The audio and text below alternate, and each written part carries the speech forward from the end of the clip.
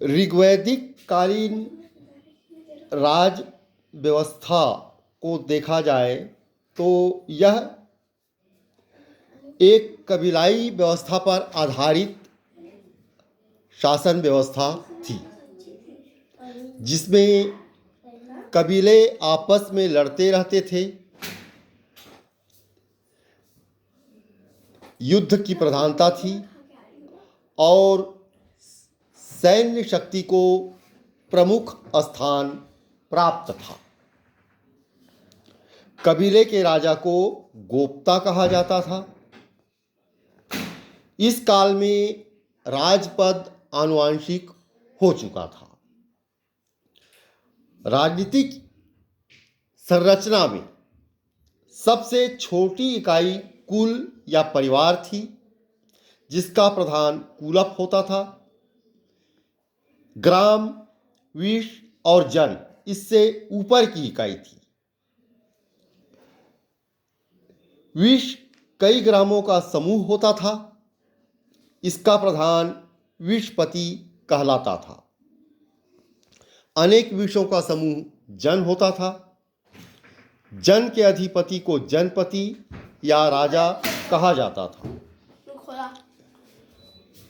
जनों के प्रधान को राजन कहा जाता था।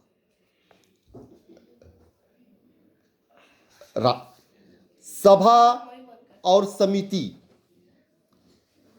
की इस काल में महत्वपूर्ण राजनीतिक संस्था थी। सभा मुख्य रूप से वृद्ध जनों एवं कुलीन व्यक्तियों की संस्था थी। इसके सदस्यों को सुजान कहा जाता था।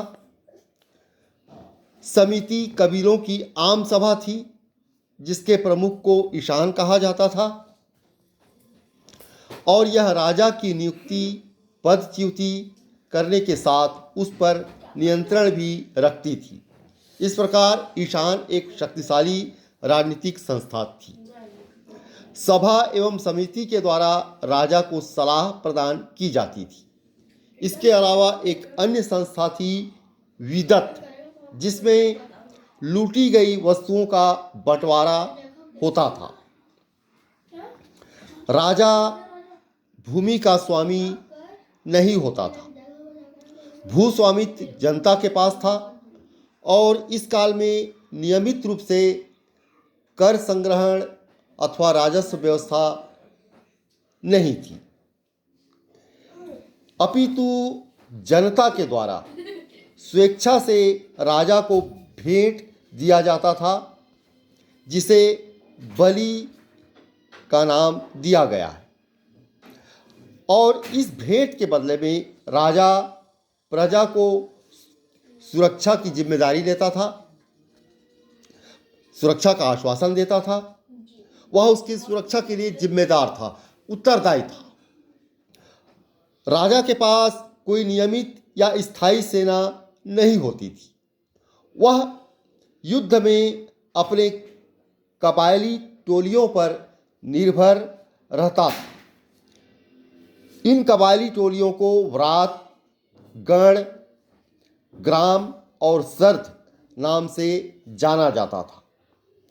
इसके अलावा स्वजनों की सेना भी होती थी, जिसे मिलिशिया कहा जाता था।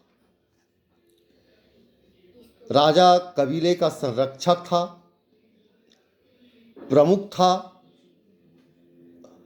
और इस काल में राज व्यवस्था में एक महत्वपूर्ण तथ्य था, अपने कबीले की सुरक्षा के साथ साथ अन्य कबीलों या नगरों पर विजय प्राप्त करना।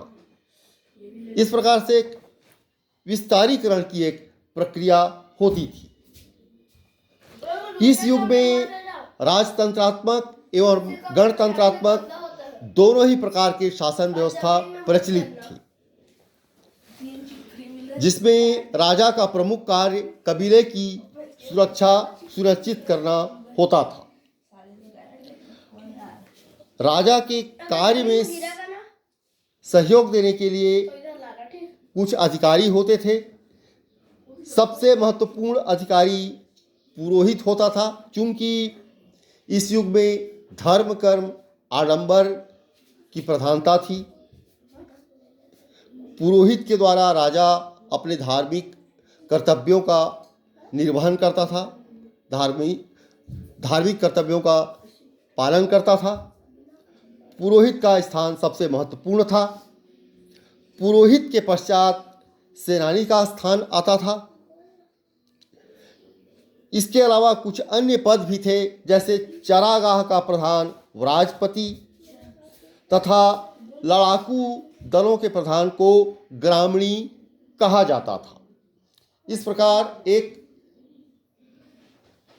छोटी सी कबीलाई संरचना ऋग्वेद काल में होती थी और राजतंत्र का प्रारंभ इस काल में लगभग हो चुका था। राजपद भी आनुवंशिक हो चुका था, भले ही नियमित रूप से कर संग्रहण व्यवस्था प्रचलित नहीं थी।